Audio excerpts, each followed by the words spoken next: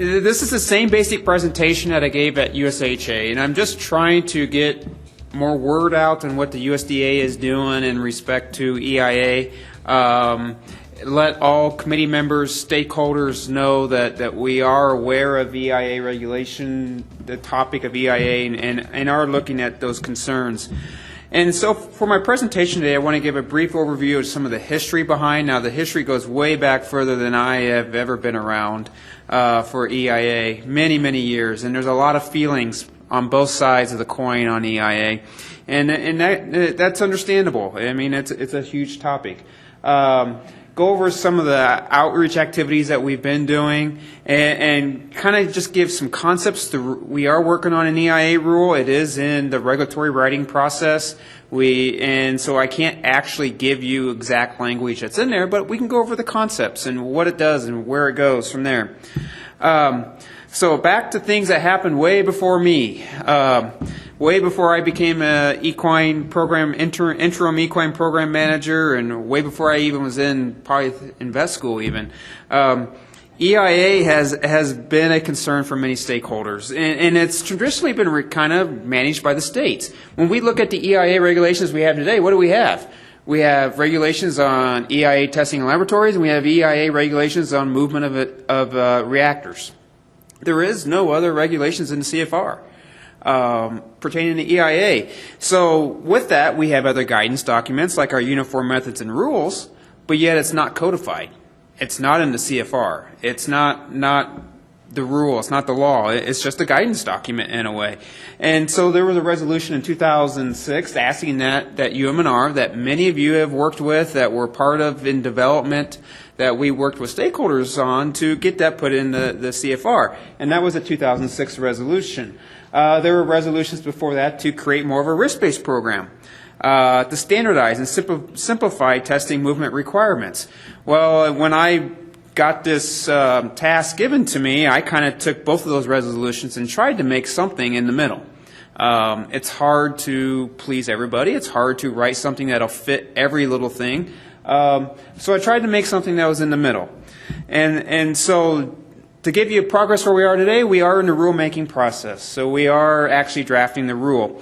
And right now we're sitting on the proposed rule while we determine whether to publish the rule or not. And we've been taking input from many stakeholders and trying to let our VS management team decide whether they want to go forward to pursue actually publication of the rule after we've worked on drafting it.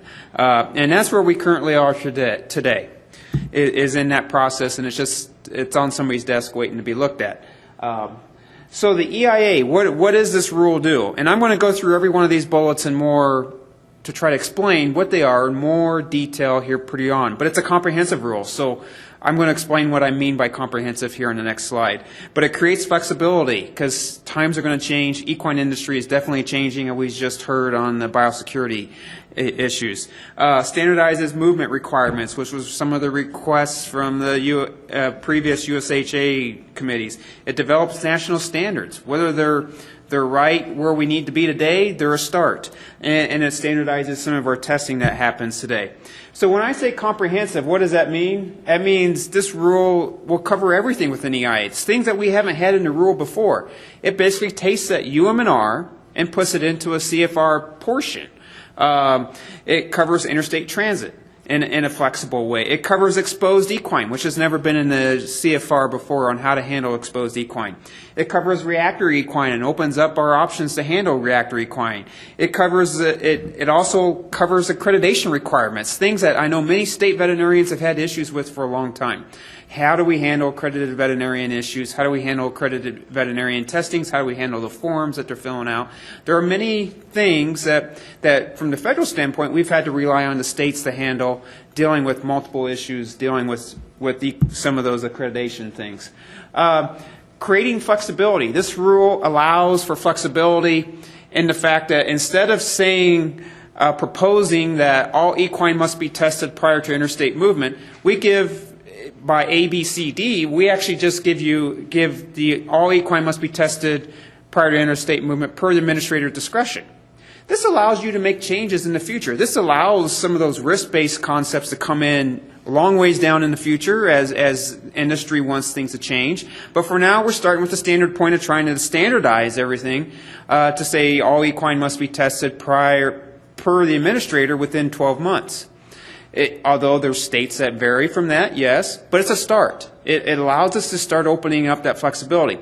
This same type of language will allow, in the future, more of a risk-based program saying maybe all equine tested from high-risk areas need tested and equine from these other areas don't. It's up to the administrator to make that determination, but you get that language into CFR to start with. You get that basic backbone in there, and that's the whole goal of this rule, is allow us to start to create a program and move it into the future.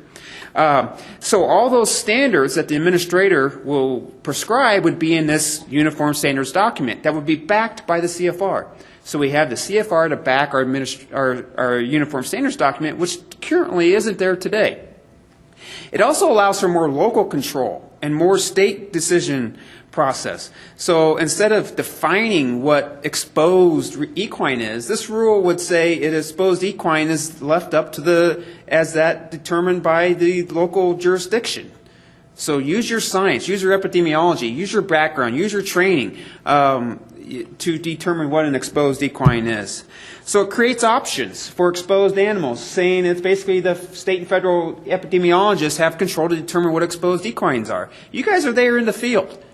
You guys are there on that situation doing the investigation. Why have a rule saying the federal government decides what is going to be an exposed equine? Use your science, use your background.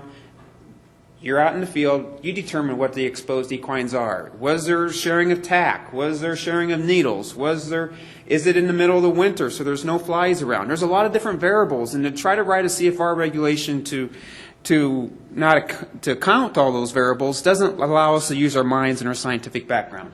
What we are doing is we're putting these guidance in the uniform standards documents because we realize not everybody knows everything. It's just like I got asked to do this program. I understand I don't know everything, so I rely on Josie. I rely on Angela. I rely on other folks to help me as I go through this because I know enough to know that I don't know a lot of things. So we're putting some of this stuff in the guidance document to help states along. So we're also creating more options for equine. As we move through the future, we also realize that some individuals may want alternative options in slaughter, research facilities, etc., for handling of reactor equines. So they might want to keep them on their farm or have a quarantine farm. Allow more states more options for handling of reactor equines. It standardizes our sample collection procedures for submission of samples. There again, back to some of our accreditation issues and forms issues that we've had in the past. It also standardizes the requirements for interstate movement transit. Granted, it may not be what everybody likes today, but it's a start. And it can be tweaked, moved up and down later, or modified to fit industry's needs as we move in the future.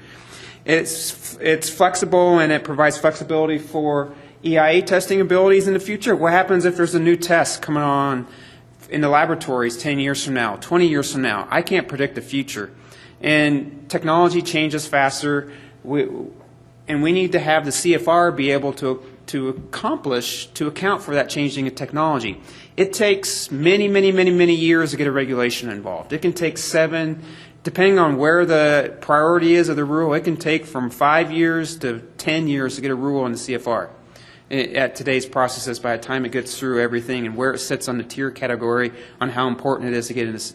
So with all this time that it takes to get a rule in the CFR, we need to have a flexible system, and we need to be working on something that allows for change in the future, yet allows for standardization as we want standardized reporting requirements so we all know from all stakeholders' standpoint what is being reported so everything's consistent. It can take a long time to get a rule created and changed. As you know, working on the EIA committees, you guys have been working on this rule for many years trying to get something developed. And it's a long process. So the Uniform Standards document would be a living document that would be backed by the CFR.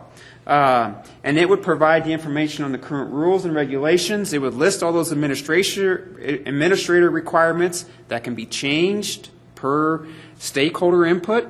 Stakeholder talks to the administrator makes a change, we publish it in the Federal Register, the Federal Register then comes out, we now have a new uniform standard that's been open, transparent, allowed for change, yet it's still backed by the CFR. And this uniform standards document is also going to provide guidelines for animal health officials, not from the regulatory standpoint, but just current guidelines of what they are today. So we're going to have transparency, like I just mentioned. All changes to the Uniform Standards document would be through the Federal Register notice. We would have comment periods where stakeholders can write in their comments so we can make sure that what those administrative guidelines are current and up to date. And also, the EIA rule is going to define more sample collections, and this is an issue where we have to define sample collections by military, accredited, and state veterinarians, animal health officials, federal officials, to help solve some of our accreditation issues we have today. This rule helps solve a lot of those issues that occur in states due to accreditation issues on testing requirements and who's testing. So we have been trying to outreach on this rule. That was the same basic presentation I gave at USAHA. In Buffalo last year, we have talked, I know Josie and Angela talked at the annual meeting in San Antonio. We've had multiple conference calls discussing EIA. We have received stakeholder input from multiple states and individuals pertaining the EIA rule. And we are trying to give the opportunity for all stakeholders to comment. We want to let you know that we are working on this, but we are looking at how to proceed to give you that opportunity. And that decision is currently above my level in the USDA to be decided whether we'll propose the actual rule in the Federal Register so everybody can comment on it. But I want to say that this rule is a start. And like I said, it takes a long, long time to get a rule and a regulation in the CFR. And we have to start somewhere. And I know there's been a lot of contention and concerns over EIA in the past and a lot of different philosophies on how we should go, but it all has to start somewhere. And this would be one of those areas that we could start. This could be one of those areas if a equine program manager would be found in the future, this could be something they could handle.